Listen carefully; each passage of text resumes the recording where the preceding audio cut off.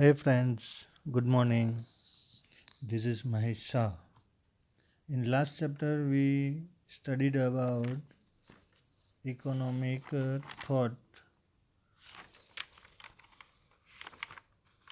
Indian economy, and we discussed about many things according to the India. In that we talked about ancient India with that economy before independence and economy after independence. So at that time we discussed about some after independent economic reforms. We talk about that. So here in chapter number 8 we are going to discuss about economic reforms briefly. In this chapter first we studied the objective of economic policy reforms since 1991, the component of economic reforms, first liberalization and process of liberalization in India, second privatization, process of privatization in India, third globalization, process of globalization in India. With that we are going to discuss about foreign investment in India, the types of foreign investment, nature of foreign direct investment, India's foreign trade policy, stage of India's foreign trade, and evolution of economic reforms in our country, and last glossary words. So why we need these economic reforms in our country? That is the basic question. So we knew this thing very well that during the independence time we had a different kind of problem in our country. Our planner of independence faced challenges of social and economic development. For this reason, they adopted the mixed type of economic system, which laid greater emphasis upon socialist pattern of planning. So mixed type means here public sector also work, private sector also work, both the sector together also work. But however, from 1947 to 1990, this duration of approximately 4 decades, our strategy was failed, because in last chapter we studied that from 1950 to 1991, during these 4 decades the economic growth was 3.5% of our country. That was the stagnant. There was no change in that.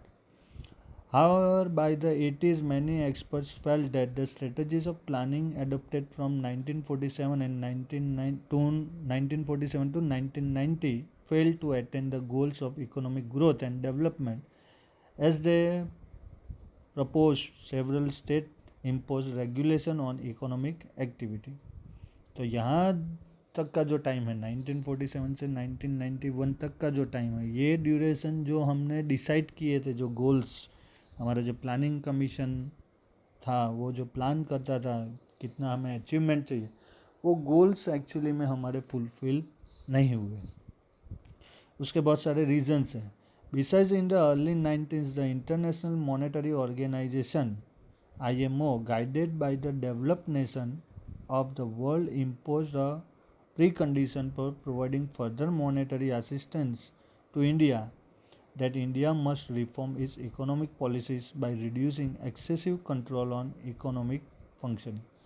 तो ये जो international Monetary organisation था, जो develop nation उसको handle करते थे, उनके according ऐसा डिसाइड हुआ कि अगर इंडिया को और मॉनेटरी असिस्टेंस चाहिए तो उनको अपनी जो इकोनॉमिक पॉलिसी है उसमें चेंज लाना पड़ेगा. There was a several balance of trade deficit and India had to borrow foreign exchange from international institution.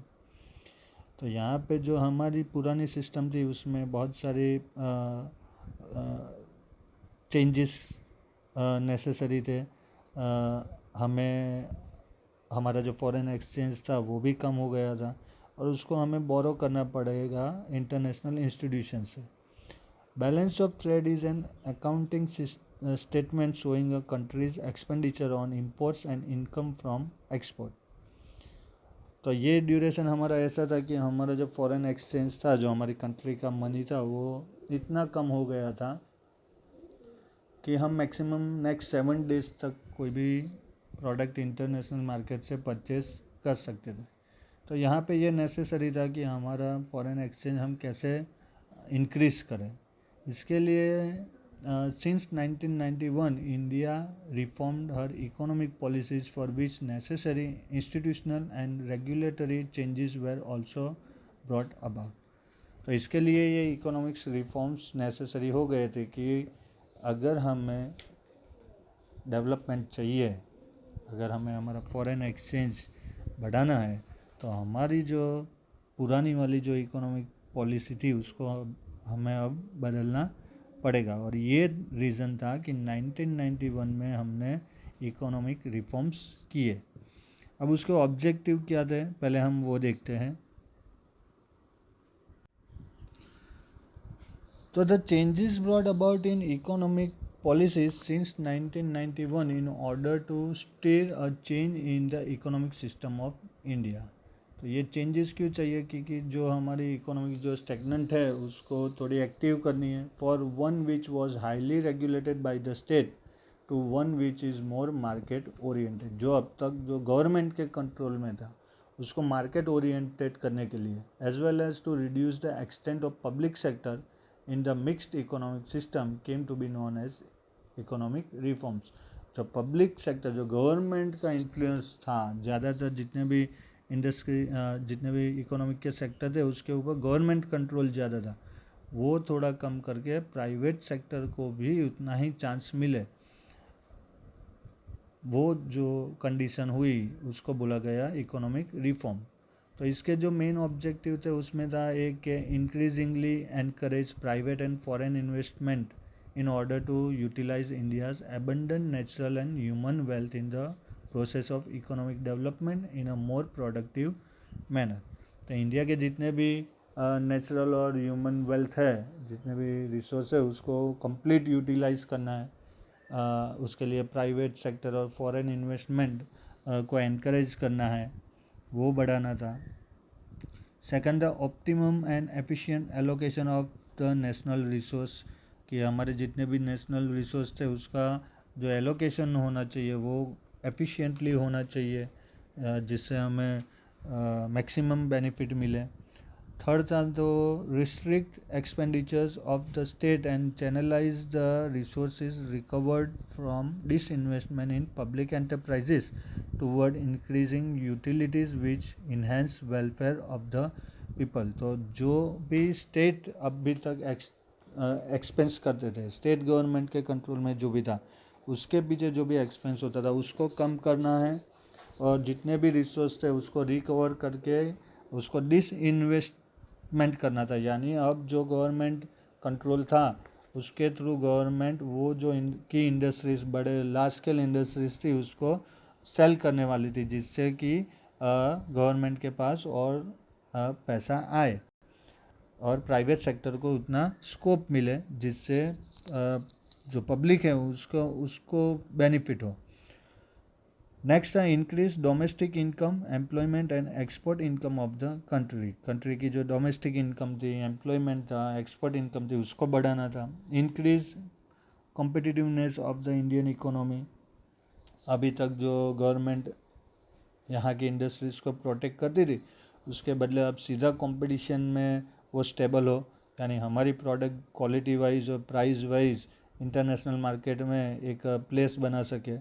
Ensure steady economic growth and development of the Indian economy in the long run के लिए हमें ऐसी economic strategy use करनी थी जिससे growth और development हमारी Indian economy का हो सके। To fulfill this object, systematic reform in economic policy were initiated in 1991, which had 3 component। तो इसके लिए जो भी रिफॉर्म्स हुए 1991 में, उसके 3 कंपोनेंट थे, लिबरलाइजेशन, प्राइवेटाइजेशन एंड ग्लोबलाइजेशन, जिसको शॉर्ट में बोला जाता है LPG। तो ये रिफॉर्म्स कैसे हुए, उसका मीनिंग क्या है, उससे क्या बेनिफिट हमें हुआ, वो हम इस चैप्टर में आगे देखने वाले हैं। तो अब सबसे पहले हम बात करते हैं लिबरलाइजेशन की। So what is called liberalisation? Liberalisation means freedom. Short में अगर हमें समझना है तो लिबरलाइजेशन मीन्स फ्रीडम, कि जहाँ फ्रीडम हो। पर कैसी फ्रीडम? तो liberalisation means increase in the freedom of private enterprises by allowing greater play of market forces and reduce interference by the state in a way relaxing policy restriction impose on economic activity. कि जहाँ पे government का restriction था वो कम करके private sector, private enterprises को ज़्यादा space मिले, ज़्यादा से ज़्यादा इन्वेस्टमेंट हो, ज़्यादा से ज़्यादा लोग अपनी एंटरप्राइजेस चालू करें, उनको एनकरेजमेंट मिले, उसको बोला गया liberalisation. Increase the role of private sector and market oriented processes in economic planning in place of state regulated economic process in India's mixed economy system is called liberalisation of Indian economy. तो in short जो government influence था, जो government interference था, उसको कम करना, उसको बोला गया लिबरलाइजेशन। तो ये प्रोसेस में होता क्या है? तो there is a gradual decline in the control impose by the state in economic function in. तो जहाँ पे गवर्नमेंट का जो कंट्रोल होता है वो कम होता है। सेकंड होता है जो the role of market forces of demand and supply increase in economic decision making. जो भी डिसीजन लिया जाएगा वो डिमांड और सप्लाई के अकॉर्डिंग लिया जाएगा। The private sector is systematically allowed to enter the investment areas reserved for the public sector. तो जहाँ पे खाली अब तक गवर्नमेंट इन्वेस्ट करती थी, पब्लिक सेक्टर थे, वहाँ पे सिस्टमेटिकली प्राइवेट सेक्टर अभी एंटर हो सकता है। And protection granted by the state to domestic industries again foreign competition is systematically reduce. तो अब तक जो गवर्नमेंट हमारी इंडस्ट्रीज़ को फॉरेन कंपटीशन से प्रोटेक्शन देती थी, उसको धीरे धीरे करके रिड्यूस करना है। This implies that the discrimination between domestic and foreign enterprises bye the state is gradually narrowed down. तो अब जो गवर्नमेंट फॉरेन एंटरप्राइजेज और जो डोमेस्टिक एंटरप्राइजेज थी उसके बीच में जो डिस्क्रिमिनेशन करती थी उसको कम करना था। For example, if the state has imposed restriction on cheaper import and better quality imports as well to enable sale of domestic goods, then such restriction are reduced. यानी वही वस्तु आप इंपोर्ट कर सकते हो जो चीपर हो और बेटर क्वालिटी की हो, और अगर वो फॉरेन कंपनी की हो तो वहाँ पे जो हमारी इंडियन कंपनी थी उसको जो प्रोटेक्शन मिलता था और जो फॉरेन गुड्स थे उसके ऊपर जो रिस्ट्रिक्शन था उसको थोड़ा रिड्यूस करना था। अब ये कैसे प्रोसेस हमारे इंडिया में हुआ? तो liberalisation in India was implemented as a gradual process. Initially investment rules were simplified for domestic producer and investors and subsequently for foreign investor. तो इससे पहले जो सिचुएशन थी वो ऐसी थी 1990 से पहले कि अगर आपको कोई बिज़नेस या कोई शॉप चालू करनी है तो बहुत सारे पेपर वर्क करना पड़ता था, लाइसेंस सिस्टम थी। तो ये सब गवर्नमेंट ने थोड़ा सा सिंपल कर दिया क्योंकि इससे डोमेस्टिक प्रोड्यूसर और इन्वेस्टर को एनकरेजमेंट मिलता है, ऊपर से जो फॉरेन इन्वेस्टर है वो अट्रैक्ट होते हैं। Likewise initially the consumer goods sector was open up for investment by foreign companies and then service sector and later on the financial sector। तो ये कैसे चालू हुआ कि सबसे पहले जो कंज्यूमर गुड्स सेक्टर था वो ओपन कर दिया गवर्नमेंट ने कि यहाँ पे अभी जिसको भी फॉरेन कंपनीज को इन्वेस्ट करना है वो कर सकती है। फिर धीरे से उसको सर्विस सेक्टर के ऊपर अप्लाई किया और लास्ट में किया फाइनेंशियल सेक्टर के ऊपर। Thus it was a strategic liberalisation process. The process of bringing about such economic changes, which is also called economic reforms, calls for systematic changes in policy regulations। तो जो government की जो regulation authority होती है उसके अंदर भी बहुत सारे चेंज हुए। Some important regulatory changes which were brought about by the Indian legislative body were first था जो MRTP एक्ट यानी monopolies and restrictive trade practices act 1969। इसको रिप्लेस किया गया कंपटीशन एक्ट के थ्रू, जो था competition act 2002. This act replaced MRTP and was aimed at reducing unhealthy competition among enterprises. तो यहाँ पे जो पर्टिकुलर कंपनीज की मोनोपोली थी उसको कम किया गया, और अब जो नई कंपनी आती है, जो नई एंटरप्राइजेस चालू होती है, उसका डायरेक्ट कंपटीशन होता था, तो उसकी वजह से जो अनहेल्दी कंपटीशन था वो रिड्यूस हुआ. सेकंड जो चेंज हुआ वो फेरा यानी कि फॉरेन एक्सचेंज रेगुलेशन एक्ट 1973, उसको चेंज कर दिया गया फेमस है फॉरेन एक्सचेंज मैनेजमेंट एक्ट 1990 से. तो फॉरेन एक्सचेंज रेगुलेशन एक्ट क्या करता था कि वो जो फॉरेन एक्सचेंज अर्निंग और ट्रांजैक्शन ऑफ एंटरप्राइजेस था उसको रेगुलेट करता था.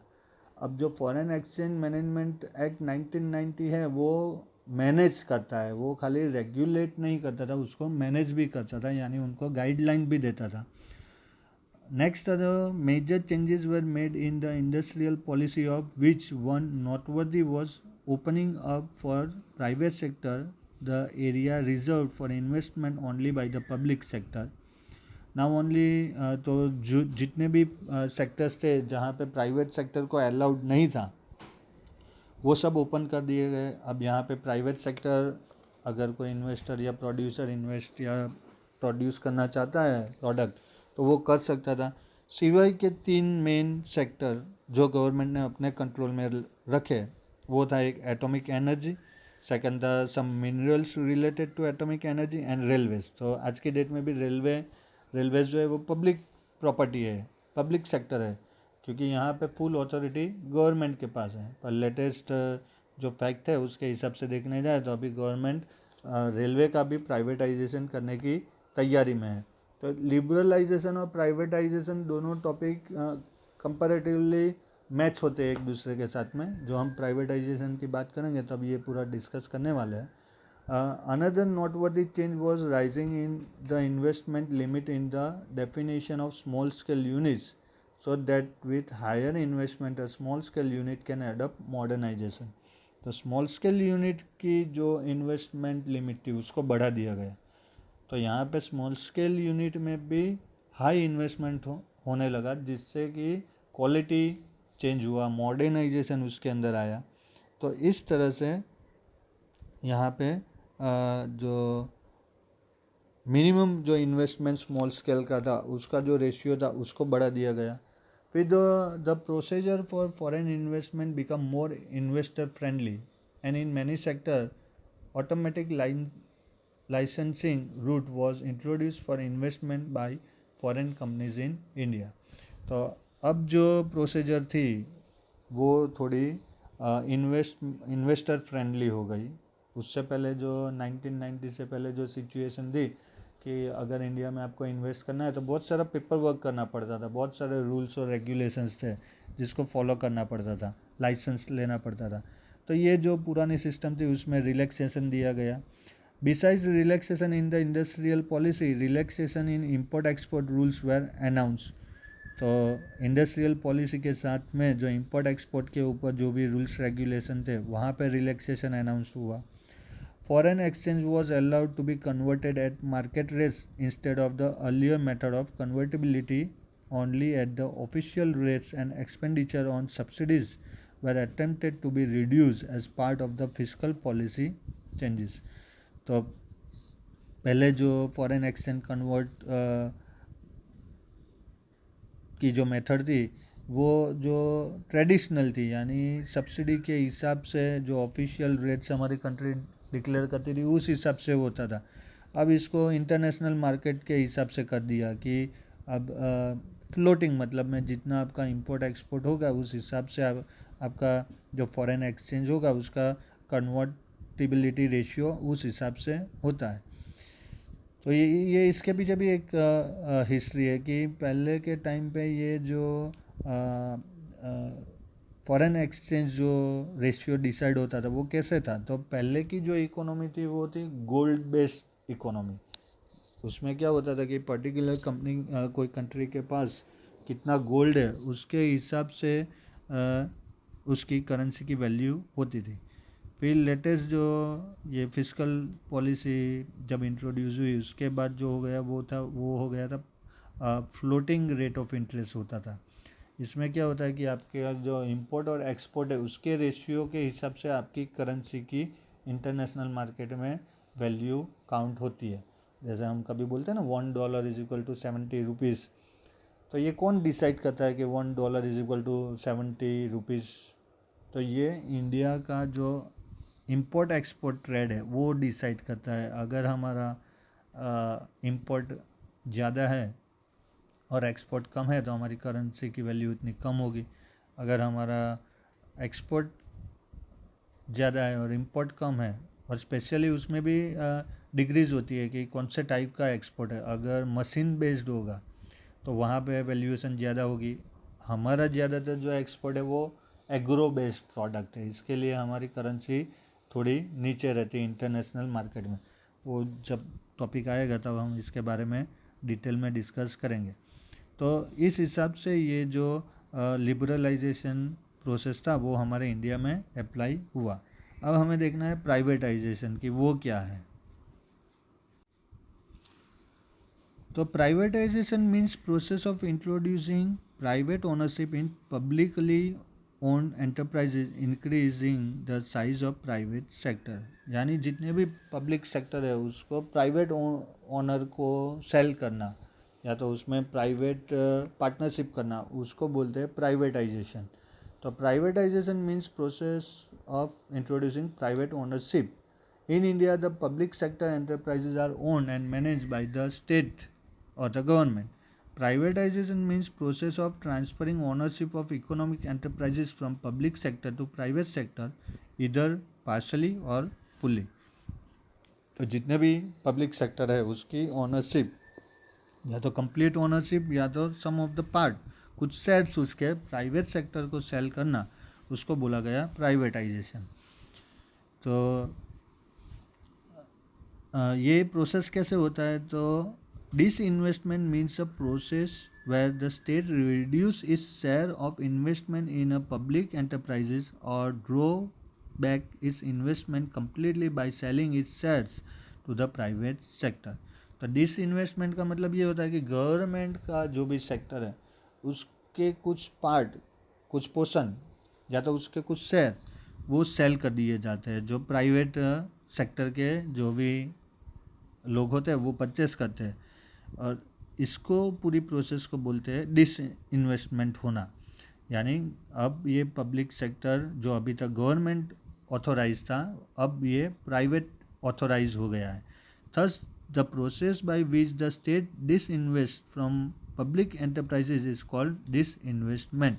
तो इसके थ्रू गवर्नमेंट को बेनिफिट होता है, क्योंकि जब वो सेक्टर सेल होता है, उसके शेयर सेल होते हैं, तो गवर्नमेंट को उसके बदले में पैसा मिलता है। तो गवर्नमेंट का जो है फॉरेन एक्सचेंज है वो बढ़ता है और रिस्पॉन्सिबिलिटी कम होती है। तो ये पूरी प्रोसेस कैसे होती है? तो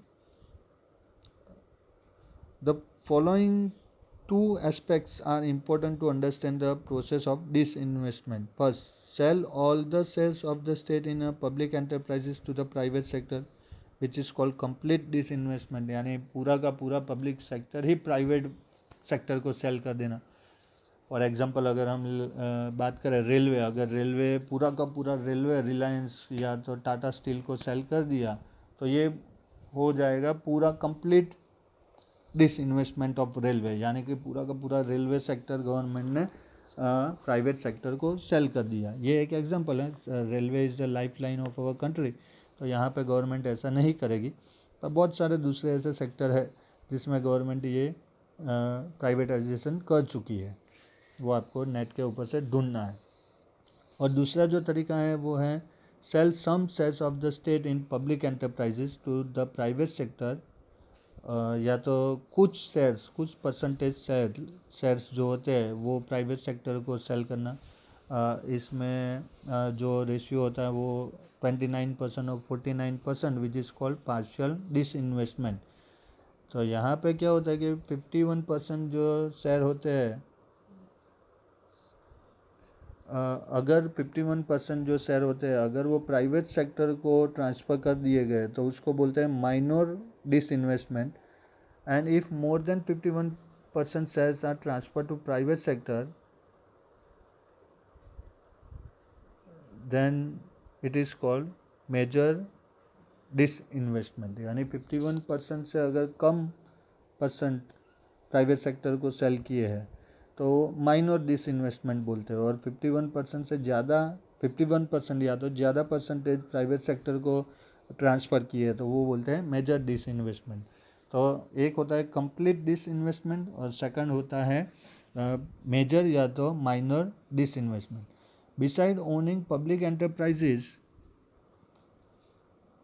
the state also held control over certain areas of investment. Certain areas of strategic importance and public utility service were not open for investment by private sector. तो कुछ public utilities के जो sectors होते हैं वहाँ पे government उसका disinvestment नहीं करती है. However, after privatization in 1991, most of these areas were declared open for investment by the private sector. जैसे कि बैंकिंग है तो वो अभी प्राइवेट सेक्टर की बहुत सारी बैंक्स है. एक्सिस है, ICICI है, HDFC है. एजुकेशन है तो एजुकेशन में बहुत सारी प्राइवेट स्कूल्स है. कम्युनिकेशन में है, वोडाफोन, आइडिया, एयरटेल. ट्रांसपोर्टेशन में है, रोड ट्रांसपोर्टेशन में स्पेशली या तो एयर ट्रांसपोर्टेशन में are now open for private and foreign investment. तो ये जितने भी सेक्टर्स हैं, इंश्योरेंस है, ये जितने भी सेक्टर्स हैं यहाँ पे अब फॉरेन इन्वेस्टमेंट allowed है. Now only the areas of atomic energy, certain mineral related to atomic energy and railways are reserved for investment by public sector. तो ये 3 सेक्टर गवर्नमेंट ने अपने पास रखे हैं जहाँ पे प्राइवेट सेक्टर या तो फॉरेन इन्वेस्टमेंट अलाउड नहीं है. After independence there was a significant rise in the number of public sector and enterprises under the central government. तो इंडिपेंडेंट के बाद जितने भी सेक्टर्स थे वो जितने भी एंटरप्राइजेस थी वो सब पब्लिक सेक्टर की थी. पर after 1991 they didn't rise significantly क्योंकि जो बेनिफिट मिलना चाहिए था वो मिला नहीं. पब्लिक सेक्टर में बहुत सारे फॉल्ट्स थे, लूप्स थे. वहाँ पे जो आउटपुट होता था वो नहीं हो रहा था. ज़्यादातर पब्लिक सेक्टर लॉस मेकिंग थे. तो उसकी वजह से on March 31, 1951 there were 5 public sector enterprises under central government which became 233 in 1990 and 217 in 2010 and were around 300 in 2015. The process of disinvestment from old enterprises continues while the state may also set up new enterprises. तो यहाँ पे जो 1991 है उसके बाद जब ये privatisation चालू हुआ तो बहुत सारे sectors public sectors private sectors में सेल कर दिए गए. पर जैसे जैसे ये प्राइवेट सेक्टर्स को सेल करते जाते थे वैसे वैसे गवर्नमेंट भी नए नए अपने एंटरप्राइजेस ओपन कर रहे थे और न्यू एंटरप्राइजेस भी है. तो आज की डेट में अगर देखने जाए 2015 के रिकॉर्ड के हिसाब से तो 300 जितने सेक्टर्स जो हैं वो सेंट्रल गवर्नमेंट के अंदर है जो आगे जाके उसका भी प्राइवेटाइजेशन हो सकता है अगर आउटपुट नहीं मिला तो इन शॉर्ट जो प्राइवेटाइजेशन का मीनिंग अगर हम देखने जाए तो पब्लिक सेक्टर का ऑनरशिप पब्लिक सेक्टर की ऑनरशिप को प्राइवेट सेक्टर को सेल करना उसको बोलते हैं प्राइवेटाइजेशन. तो ये जो स्टेप था वो स्टेप हमारे कंट्री में लिया गया आफ्टर 1991 जो एक इकोनॉमिक रिफॉर्म है. अब हमें देखना है ग्लोबलाइजेशन के बारे में. तो ग्लोबलाइजेशन, तो व्हाट इज़ ग्लोबलाइजेशन? तो globalisation is the process of increasing a country's economic integration with the rest of the world by increasing trade in goods and services, increasing movement of physical and financial capital, increasing exchange of technology and increasing investment between borders. तो globalisation का सीधा meaning ये होता है कि हमारा सीधा competition international companies के साथ होगा. तो बिफोर 1991 अगर आपका तो बॉर्न नहीं हुआ होगा तो आपको नहीं पता होगा, पर आप अपने पेरेंट्स को पूछ सकते हैं कि कितनी कंज्यूमर प्रोडक्ट्स अवेलेबल थी मार्केट में।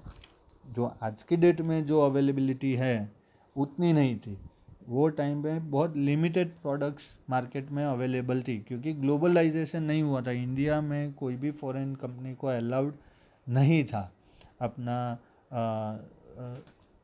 एंटरप्राइजेस चालू करने के लिए, इतना इजी नहीं था। इसलिए यहाँ पे बहुत सारी प्रोडक्ट्स, फॉरेन की प्रोडक्ट्स नहीं मिलती थी। पर आफ्टर ग्लोबलाइजेशन आज की डेट में देखो कि बहुत सारी क्या, जितनी भी इंटरनेशनल प्रोडक्ट है वो हमारी कंट्री में अवेलेबल है। मैकडोनल्ड देख लो, डोमिनोज़ है, BMW कार देख लो, ऑडी कार देख लो, बहुत सारी टीवीज, वॉशिंग मशीन्स की कंपनी है। तो ये है ग्लोबलाइजेशन कि यहाँ पे आपकी कंट्री की बॉर्डर अभी फॉरेन कंट्री की कंपनीज के लिए ओपन है। जो भी कंपनी यहाँ पे इन्वेस्टमेंट करना चाहे वो कर सकती है। ये ग्लोबलाइजेशन एक्सेप्ट करने का जो हमारा रीज़न था वो ये था, जो हमारी सोच थी कि अगर फॉरेन की कंपनीज यहाँ पे आएगी, वो अपना प्लांट्स यहाँ चालू करेगी, इन्वेस्टमेंट करेगी, तो गवर्नमेंट को पैसा मिलेगा। अगर यहाँ पे प्लांट्स चालू करेगी तो यहाँ के जो लोग हैं उनको भी जॉब मिलेगा। हमारा टोटल कैलकुलेशन ये था। पर कुछ हद तक ग्लोबलाइजेशन का नेगेटिव इफेक्ट भी हमें हुआ है। वो क्या हुआ है वो हम आगे जो टॉपिक आएगा तब डिस्कस करेंगे। अभी हम लोग समझ लेते हैं globalisation. It can be undertaken by gradually decreasing the policy control which served as impediments to foreign trade. तो यहाँ पे जो गवर्नमेंट की जो पॉलिसी है वो थोड़ी सी चेंज होगी। यहाँ पे अब फॉरेन की जो भी कंपनीज है उसको हमारी कंट्री में अलाउड होगा।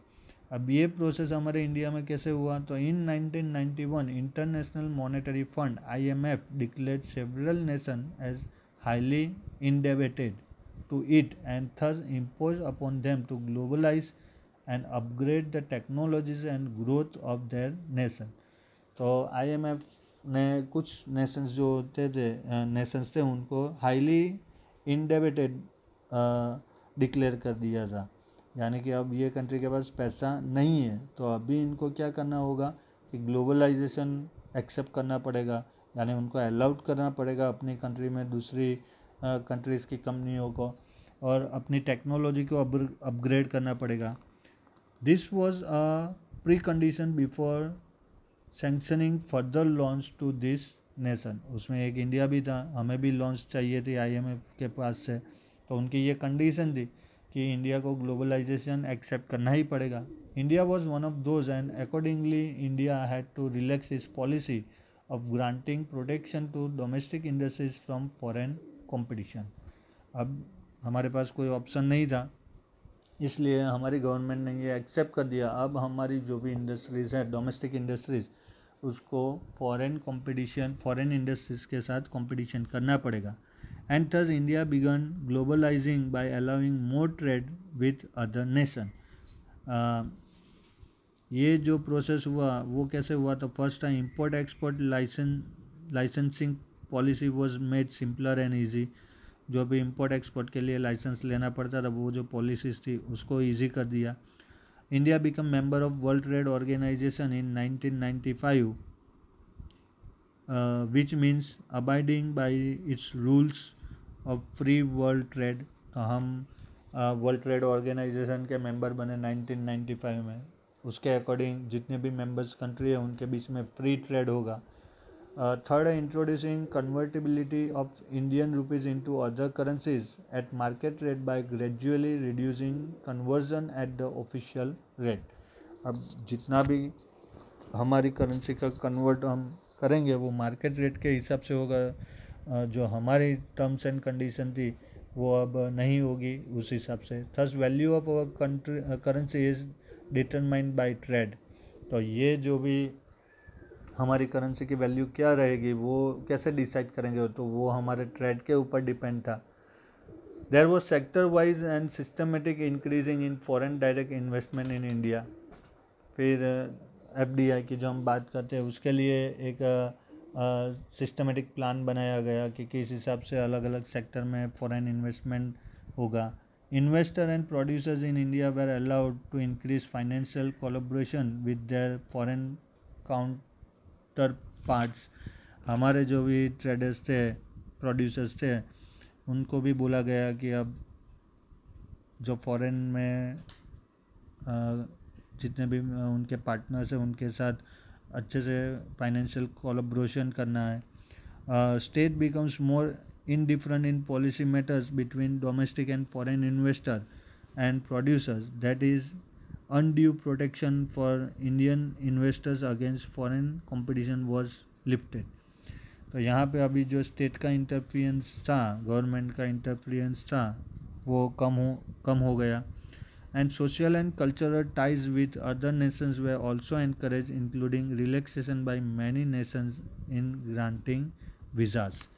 एक जो रीज़न था वो था सोशल और कल्चरल टाइज, जिसकी वजह से अब हमारे कंट्री के लोगों को दूसरी कंट्री के वीज़ा मिलते थे, दूसरी कंट्री के लोगों को हमारी कंट्री के वीज़ा मिलते थे, और इस हिसाब से ये ग्लोबलाइजेशन हमारे इंडिया में चालू हुआ. अब हमें बात करनी है फॉरेन इन्वेस्टमेंट इन इंडिया की.